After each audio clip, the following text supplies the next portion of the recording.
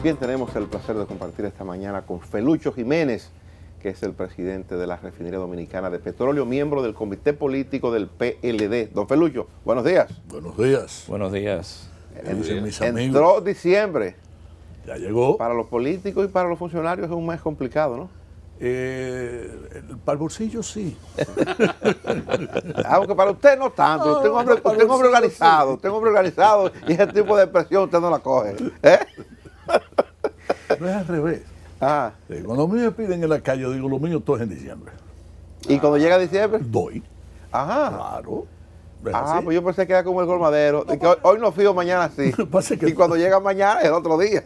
Pues donde yo vivo, tú el que está en la esquina se la busca, como natural. Entonces yo voy leyendo, voy trabajando, voy haciendo cualquier... Hasta hablando por teléfono y le tocan a uno el video. Yo, amigo, pero déjeme... En diciembre. En diciembre, ya todos están acostumbrados, se acabó la cosa. Felucho, ¿cómo ve la situación del partido? Hay gente que entiende que hay razones como para que el equipo del presidente y el PLD tenga preocupación. Hablan del descenso de la popularidad del presidente de la República. ¿Usted cómo lo ve? ¿Cree que es parte de la campaña o cree que el presidente está en un buen momento? Es parte de un proceso natural. Si a Danilo lo respetaba o reconocía su gobierno el 80%, llegó un momento en el que subió incluso, creo que hasta el 82%.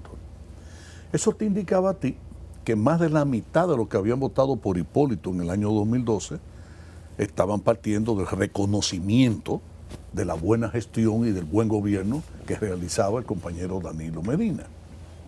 En aquel momento se le atribuía toda esa popularidad y toda esa gran simpatía a su forma de ser, a su naturaleza, a su personalidad, que era un hombre asequible, que era bueno, que brincaba charco, que hace visita a gente pobre, etcétera, y que tiene un don de gente diferente y se comunica, conecta fácil con gente pobre, con gente muy pobre y con ricos, es decir, con todo en la sociedad. Y yo decía y dije siempre que no, que la buena personalidad, el ser bonachón, el tener rostro amable, el tener trato afable con todas las personas al margen de sus condiciones económicas, no da popularidad, no da simpatía, no da fortaleza política. Y que contrario a lo que algunos sectores decían, el pueblo dominicano estaba sintiendo en sus estómagos, los dominicanos en sus estómagos, mejoría de vida. Y yo no tengo la menor duda de eso. Cuando tú tienes ya 1 millón de muchachos que reciben desayuno y almuerzo en la escuela, usted entenderá que debe haber, ¿cuántas? 400,000 familias agradecidas, agradecidas de que sus hijos estén alimentándose en las escuelas, porque eso le disminuye la presión de dinero por el mantenimiento. Entonces, si de su familia. la popularidad de Danilo, quiere decir que hay un porcentaje que ha desmejorado su vida. Si el presidente, desde entonces, voy para allá, si el presidente Medina era presidente y no había sido escogido como candidato, es natural que ese respeto y esa simpatía se manifestase en términos de encuestas, etcétera. Desde el momento que ya Danilo Medina, además de ser presidente, es candidato a la presidencia del Partido de la Liberación Dominicana, el partido y el gobierno y el presidente Medina siempre hay que partir de que un 30%, un 28% no le simpatiza políticamente. O son personas que entienden que sacaría mejor provecho si llegue de ellos y no se mantiene el que está, que es nuestro. Y desde ese punto de vista entonces puede ser que ahora, como he visto yo en las encuestas, tenga un 63%, 64%, pero el problema para los contrincantes y sobre todo para el que aparece como puntero de los opositores, es que él no sube. Que aun cuando ha bajado, cuando se expresa, porque una cosa es que usted piensa del gobierno, cómo usted lo valora, etcétera. Otra cosa ya es el candidato, ¿verdad que sí? Intención de voto. Intención de voto. Bueno, entonces esa intención de voto, el otro amigo no ha pasado nunca del 23%. Entonces esa es la situación. No entra, yo creo que o no puede entrar dentro de su análisis para la disminución de la popularidad del presidente el hecho de que el PLD no se proyecta aún unido en este proceso. No, porque la gente sabe que no es así. Incluso en el año 2008, ustedes recordarán que hubo un proceso, es más, en el 2008 fue diferente, porque en el 2008 le ganó el compañero Leonel a Danilo con el creo que aproximadamente 65%, pero Danilo, cuando se convoca la primera asamblea de evaluación del pasado proceso electoral en el que se escogió a Leonel como candidato a la presidencia, cuando le pregunta a un compañero, ¿y ahora qué hacemos nosotros? Sin titubear, sin vacilar, Danilo le dijo, trabajar por la candidatura de Leonel. Y eso es lo que caracteriza el PLD. El PLD nunca Pero ha dejado tuvo Danilo de tener... Medina que enseñar el voto cuando fue a votar en esa ocasión. No. Para que la gente supiera que le estaba votando por Leonel Fernández. Yo me sonrío ahora porque me acuerdo de una expresión. El Estado me venció, me derrotó. Ajá. Que la gente creyó que lo que Danilo estaba diciendo era que Leonel había utilizado dinero del Estado para ganarle la candidatura interna. ¿No fue eso lo que dijo No, Medina? hombre, no, lo que se refiere es que Danilo tenía un montón de gente que estaba en el gobierno, que prefirió seguir montado en el caballo donde estaba, en lugar de seguirlo a él. Eso fue lo que él quiso decir. Eso fue lo que quiso decir. Mire, Le ganó Héctor Héctor Guzmán como Héctor intérprete. Guzmán se quedó chiquito. Diablo, Héctor Guzmán es un boyecao al lado de como intérprete. Yo sé lo que les estoy... Yo conozco los hierros de mi carreta. Eso fue todo. Ahora, Felucho, Y ahora ni siquiera pasó. en aquella Pero si ocasión, por eso hubiera tenido usted al lado, lo hubiera ido mejor. en aquella ocasión, Que lo hubiese ido mejor era Juan Bosch. Danilo era un precandidato a la presidencia, pero Danilo era un miembro del comité político del PLD. En esta oportunidad estamos hablando de que Leonel Fernández es el presidente del partido. Claro. Y el Por tanto, su integración es presidente de la República, presidente del partido, por tanto, su integración o no hace la diferencia. Sí, y ustedes lo verán integrado como el que más. ¿Usted y cree? con entusiasmo absolutamente. Leonel no tiene ningún problema con la candidatura del compañero Danilo Medina. Ajá. No, ninguno. Ahora, tú me preguntas a mí, ¿hubiese querido ser él? Claro que sí. ¿Y quién no? Claro. Pero no tiene problema. A Leonel no le anima ningún sentimiento negativo hacia el compañero Danilo Medina. La gente cree que porque son dos líderes, son dos gallos y efectivamente es difícil. Usted fue el primero que habló de ese tema traba. aquí. Son dos gallos y una traba. Que usted fue el primero que planteó en este programa, Claro. iniciando el gobierno de Medina. Sí. ¿Ya usted cambió de idea? No, ninguna. Son dos gallos de una traba. Y estamos- caben juntos. Y naturalmente En un rejón. hemos estado juntos, pero ¿saben por qué? Porque el PLD tiene una cosa que le diferencia de todos los demás partidos. El PLD no se diferencia porque no haya tendencia, claro que hay tendencia. El PLD no se diferencia de los demás porque no haya grupos, claro que hay grupos. El PLD se diferencia de los demás porque tiene un comité político que tiene y ejerce autoridad. Y ese comité político, no importa quién esté de presidente y en consecuencia quién asuma, digamos, la mayor cuota de capacidad de solución de problemas y en consecuencia de liderato político, pero ese comité político ha sabido en momentos especiales, críticos, asumir una posición correcta. Y ambas cabezas, ambos líderes, han debido, uno en su momento y el otro en otro momento, supeditarse a la línea del partido. Le voy a poner un ejemplo.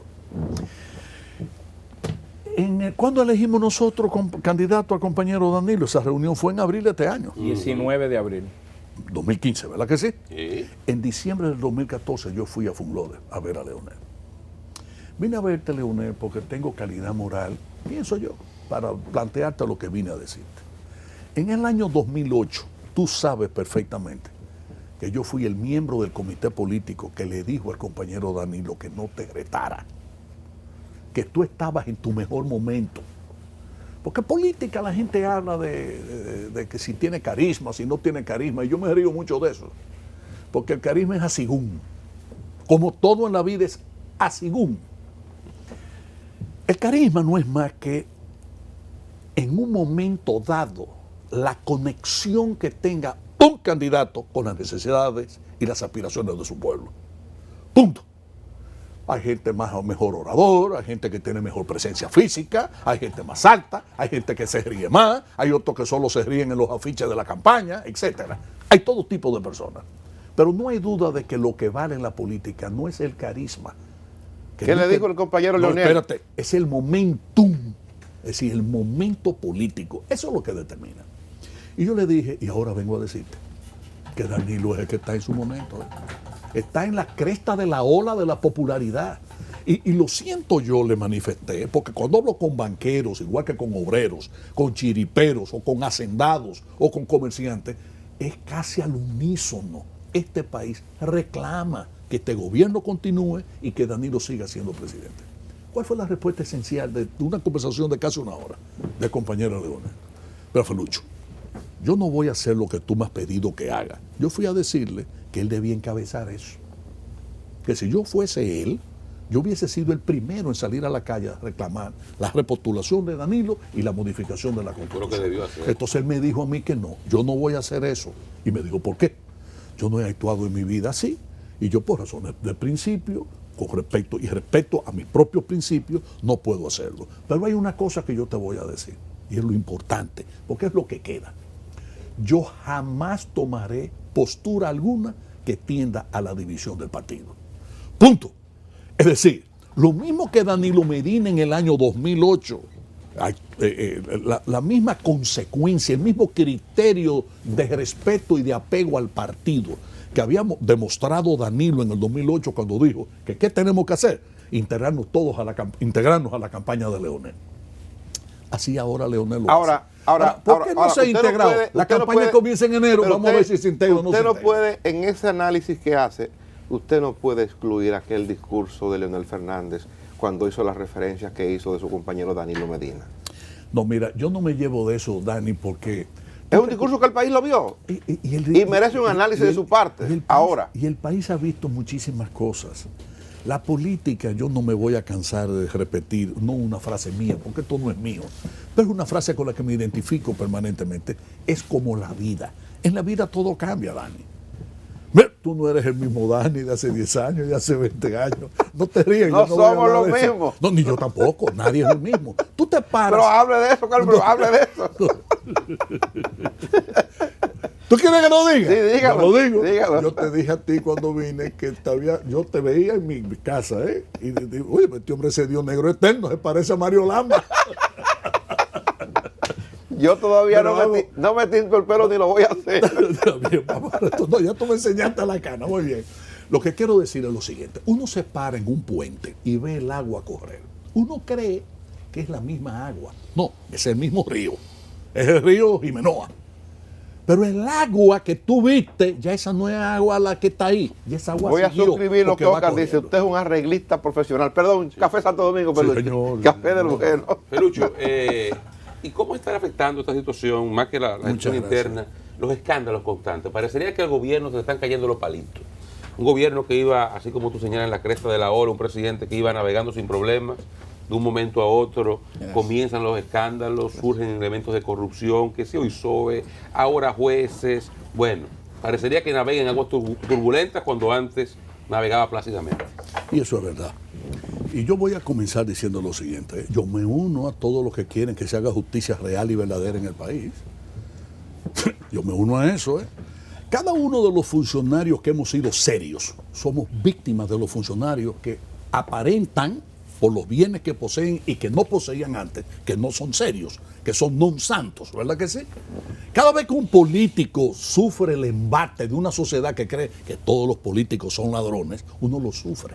Y uno quisiera, en consecuencia, que se hiciera a partir de un momento X justicia y que todo el que delinquió que sea sometido y sea condenado en la misma proporción en que había cometido del delito del que fue responsable. Lo primero que yo quiero dejar claro es eso. Y lo segundo que quiero dejar claro es que en el Partido de la Liberación Dominicana no somos suecos ni somos noruegos, somos dominicanos. Y que el dominicano, desde la época de la conquista de los españoles, viene dando tumbos en donde una minoría se manifiesta con mucho apego a la honestidad y a la integridad, y un gran porcentaje es todo lo contrario. Un país en el que desgraciadamente uno escucha desde muchachito que dicen que aquel que no roba es porque no tenía oportunidad, con lo cual están diciendo que todo dominicano es ladrón. No dejan de tener razones históricas. El otro día, a propósito yo voy a decirle, a propósito de lo que te decía de los libros en los que estoy trabajando, me pongo yo a revisar, porque soy un amante del concepto del desarrollo y además porque quiero que el pueblo dominicano yo poder rendirle un tributo, darle un conocimiento que le va a ser muy útil. ¿Qué ha hecho cada gobierno en este país? ¿Quiénes han construido la República Dominicana? ¿Cuáles han sido los gobernantes que han desarrollado las carreteras que conocemos, los puentes, los hospitales, las escuelas, las termoeléctricas, perdóname, los puertos? Cortísimo. Este país. Obando, Trujillo, Balaguer y Leonel. No. Después de los padres Jerónimos, en la década del 40 del siglo XV, hay que irse a la última década del siglo XIX con Lilis. Todo el resto fueron gobiernos que hicieron pedacitos de muralla. Usted ponga así con el libro, usted viene a hablar de eso. Ahora, pero a mí me llama la atención entonces, analizando. ¿Usted coincide con Brewster? No, pero óyeme. ¿Usted coincide con Brewster? No te voy a responder. Sí, usted dijo que usted acaba de decir que la mayoría de los dominicanos son ladrones. Atiéndeme, no lo dije yo, lo dijo Otto hace más años que el carajo. Bueno, pero usted coincide, eso fue lo que dijo Brewster. Lo que le quiero decir es lo siguiente.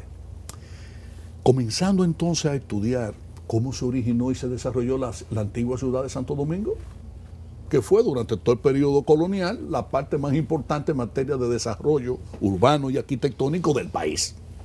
Me encuentro con que cuando se comienza a trabajar el Fortín San Felipe, es que se llama, el que está en el malecón, en esa época había la usanza, había la costumbre de que cuando se iba a hacer una obra monumental, una obra que le llamaban un fuerte, o sea, no una parecita, no, una fortaleza, una catedral, una iglesia, una cosa importante, ¿verdad?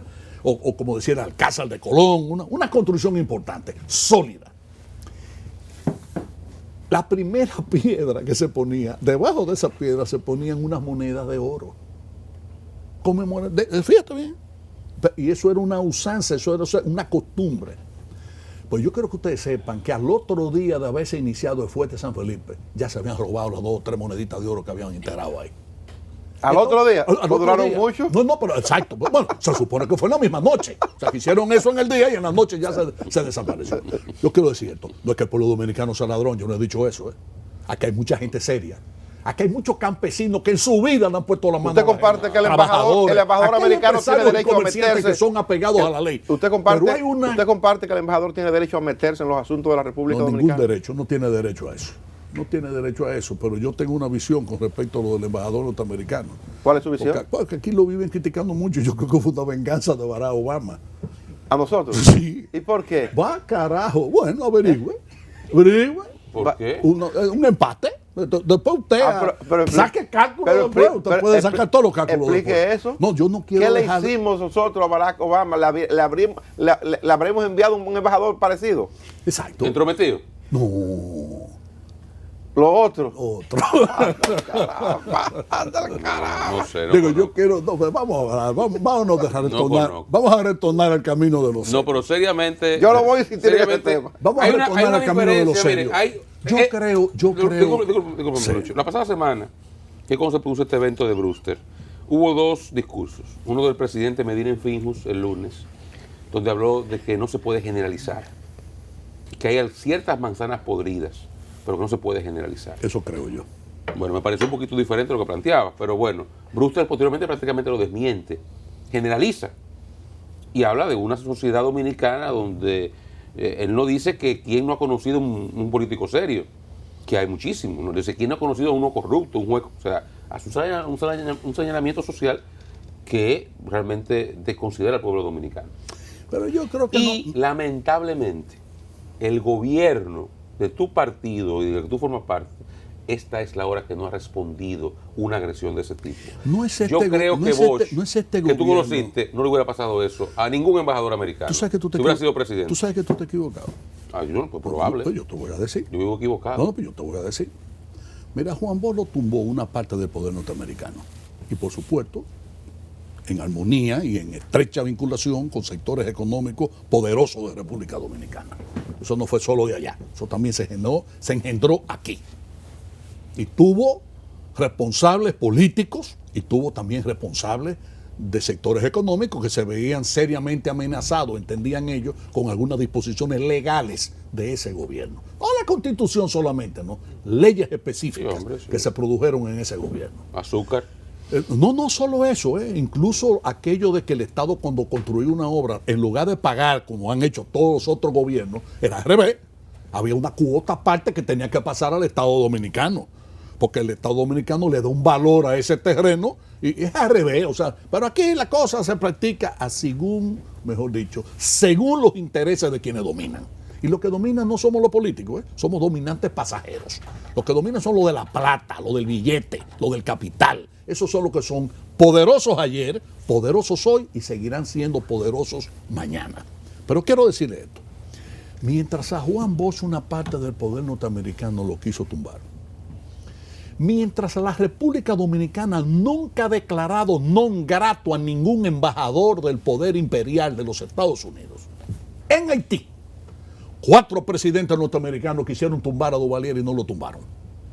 Y Duvalier declaró non grato y sacó de Haití a un embajador de los Estados Unidos.